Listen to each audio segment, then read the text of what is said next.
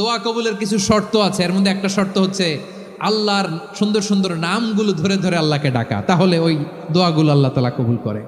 এই যে আর রহমান, আর রাহিম, আল কুদ্দুস, আল সালাম, আল জব্বার, আল আজিজ, আল হাকিম, এই নামগুলো ধরে ধরে আল্লাহরে ডাকতে রাজি আছেন? আপনি যখন দোয়া করবেন আল্লাহর নামগুলো ধরে যদি দোয়া করেন, আল্লাহ ওই দোয়া ফিরায় দেয় না।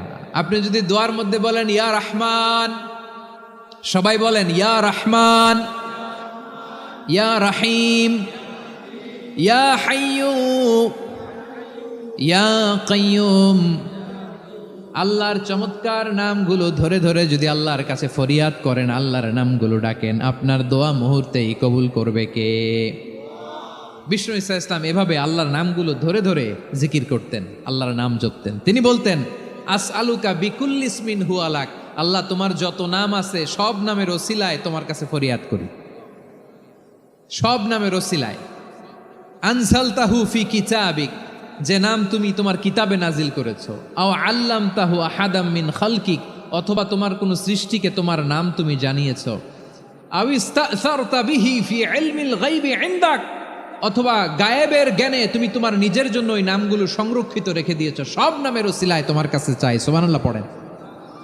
তার মানে আল্লাহ তোমার যে নামগুলো আমরা জানি এগুলার ওসিলায়ও চাই, যে নামগুলো আমরা জানি না সেগুলোর ওসিলায়ও চাই। আল্লাহর সব নাম আল্লাহ আমাদেরকে জানায় নাই, কিছু নাম জানিয়েছেন, কিছু নাম তিনি জানান নাই। সুবহানাল্লাহ বলেন।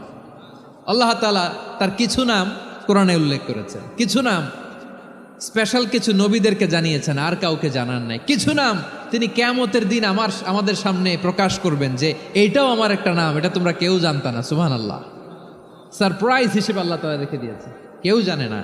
কিয়ামতের দিন আল্লাহ তাআলা সেই নামগুলো জানাবেন। আর কিছু নাম আছে সেই নামগুলো আল্লাহ কোরআনেও বলে নাই, কোনো নবীরেও জানায় নাই, কিয়ামতের দিনও সারপ্রাইজ হিসেবেও জানাবে না। ওই নামগুলো স্বয়ং খোদ আল্লাহ ছাড়া কেউ জানে না। এজন্য বিশ্বনবী দোয়ার সময় বলতেন, আল্লাহ তোমার যে নামগুলো জানি, যে নামগুলো জানি না, সব নামের বরকতে তোমার দরবারে চাই, সব নামের ওসিলায় তোমার কাছে ফরিয়াদ করি। সুবহানাল্লাহ বলেন। তাহলে সূরা হাশরের মধ্যে আমরা আল্লাহর মোট কয়টা নাম পাবো দেখি, মনে আছে কিনা? হ্যাঁ, কয়টা? আওয়াজ করে বলেন কয়টা? মাশাআল্লাহ। এই 14টা শোনার আগ্রহ আছে?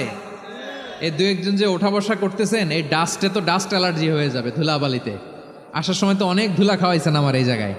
একটু শান্ত হয়ে বসেন, আমরা শান্ত হয়ে বসি, অল্প কিছু সময় কিছু কথা আলোকপাত করব, তারপর আমরা বিদায় নিব। উঠবো না, কেউ দাঁড়াবো না, উঠবো না। সেই গতকাল থেকে, গত রাত থেকে আমি দেখেছি তো আপনাদের কাণ্ড।